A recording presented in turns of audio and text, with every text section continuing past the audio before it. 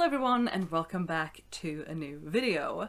Today I'm going to be talking about the 75 hard style challenge, which you may remember if you were here back then, I did from mid-October to the end of December last year, and now I'm starting it back up again on the 1st of April. If you don't know what the 75 hard style challenge is, there will be a link in the description down below to the Substack by Old Loser in Brooklyn, who is the creator of this challenge, with the rules or with the guidelines for the challenge. But I am quickly going to run through them right now just to give you a bit more context for the rest of this video. So the guidelines are: getting dressed every day for 75 days, document your daily outfits, don't buy anything new, set your own challenge goals or intentions, get creative and rely on your brain for inspiration, and organize and clean out your closets. When I did this challenge back in October through December, I did surprisingly good at the getting dressed every day for 75 days. There were 4 days I did not get dressed, and for me that is really good because I like to just stay in my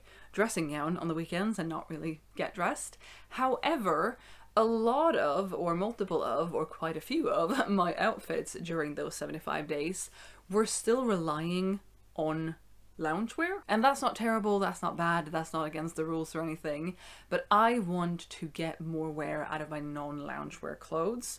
I'm still fine with changing into loungewear, typically loungewear pants like sweatpants, in the evenings, but I want to give it more of a go for proper, quote-unquote, proper outfits for the majority of the days of this challenge. I'm not going to set a number as to how many days, but the majority, which means at least half of 75. I will still be documenting my outfits on wearing. I will leave my username on the screen for you right now and also in the description for you if you want to look me up there, but I am also looking into whether or not I can do shorts for YouTube, like easily editable shorts. Is there an easy way for me to edit the shorts on my phone on the daily and get them up onto YouTube?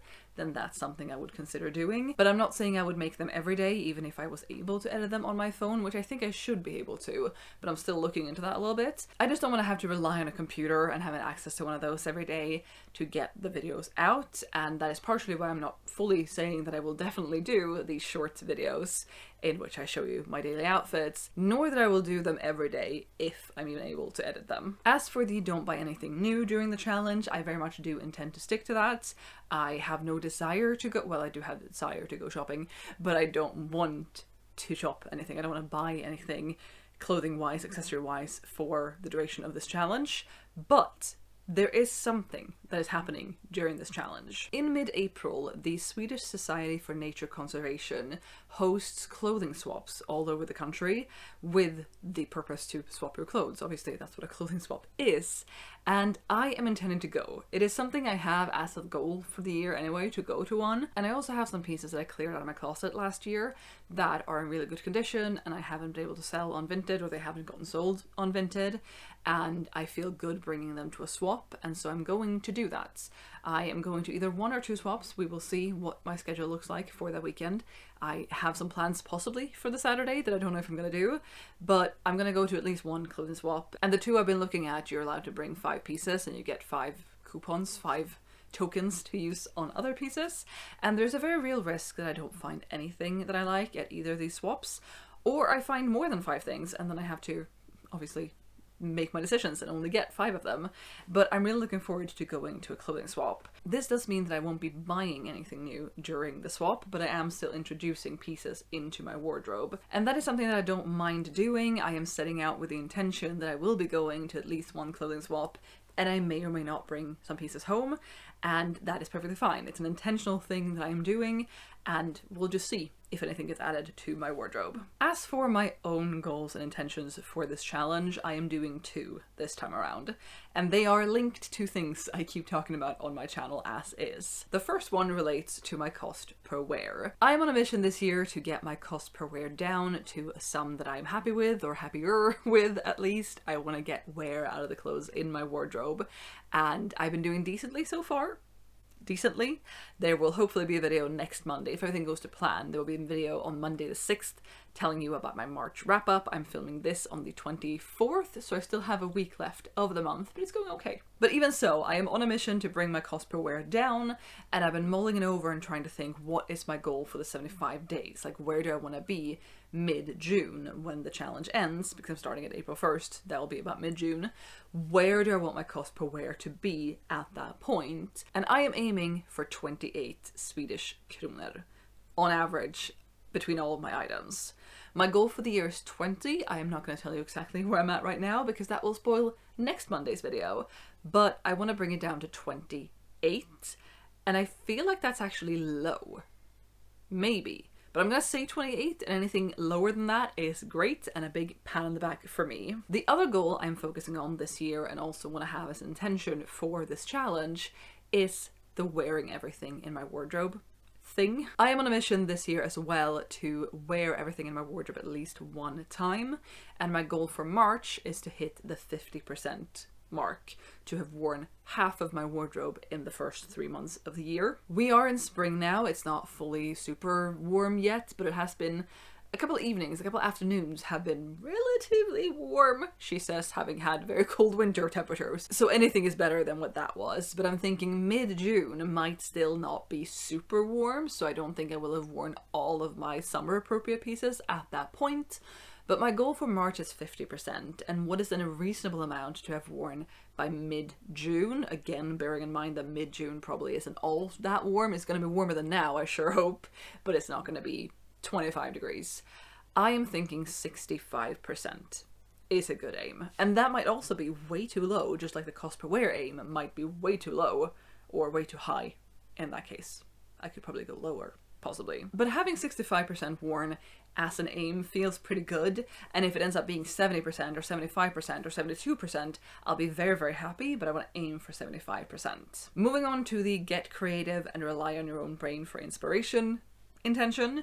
I want to do that, and I want to be a little bit more intentional with how I get dressed. And again, part of that for me is not defaulting to, hopefully not defaulting to loungewear when I'm just home and lounging. I'd like to still put a little bit of effort in for that as well. But I am not opposed to getting inspired from other sources, like be that a YouTube video or an Instagram reel or Pinterest or anything else. I'm not opposed to that, but I do want to be a little bit more creative with my wardrobe than I am on the day-to-day. Today, for example, I'm really happy with what I'm wearing, and I feel like I put a little bit more effort in. I am wearing my black trousers with black embroidery on them, this kind of oversized white button-down that I've had for a number of years, and it keeps falling apart and I keep fixing it.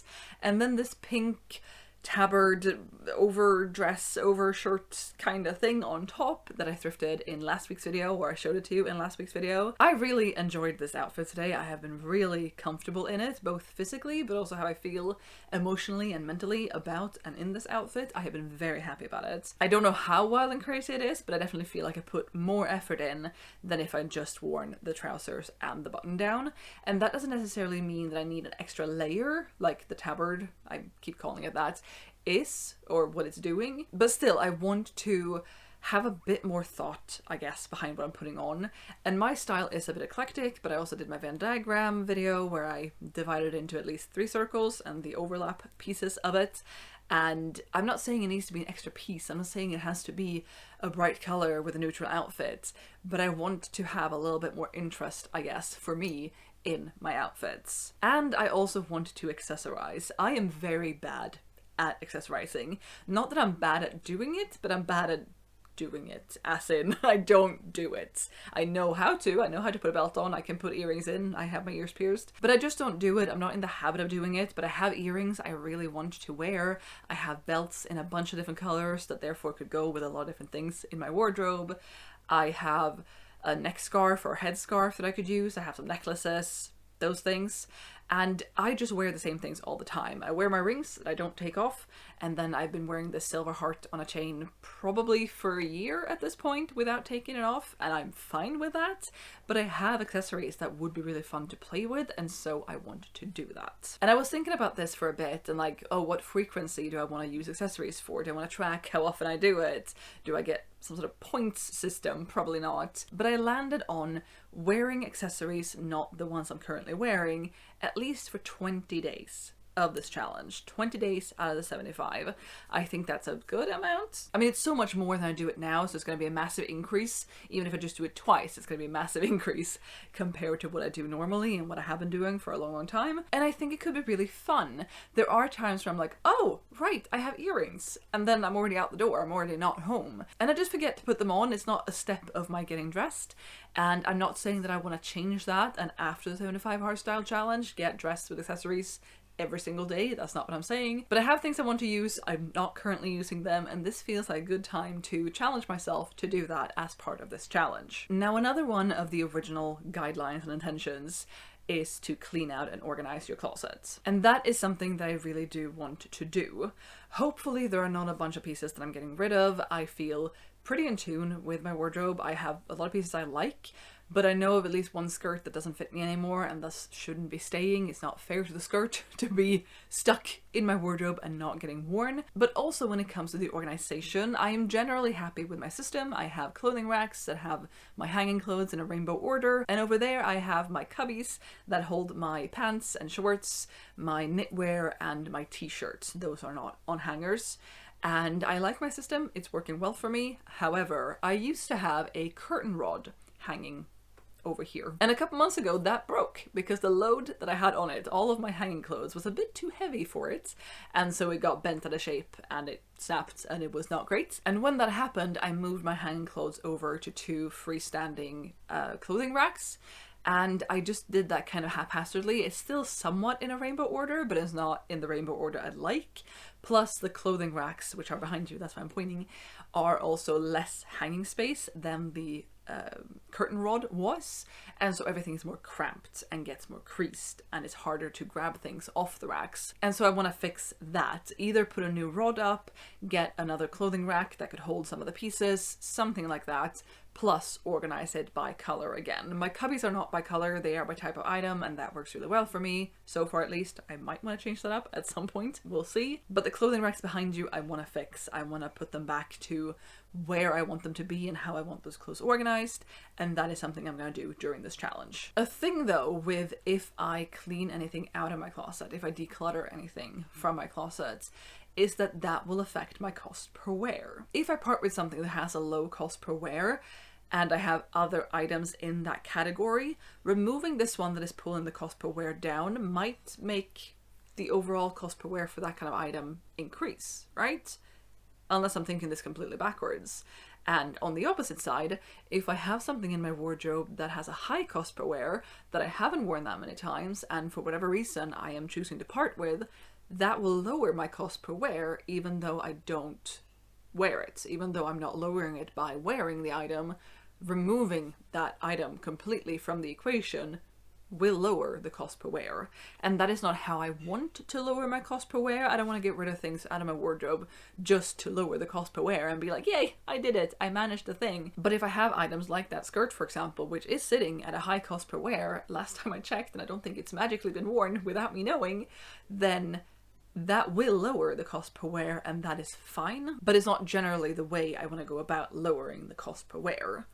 Also, if I remove items out of my wardrobe, the percentage worn will also increase. The percentage worn this year, which I'm also tracking. I hadn't thought of that until I thought of it now, but that's also not generally what I want to do. I don't want to remove 15 items from my wardrobe and from my tracking and go, look, my percentage went up by so and so percent.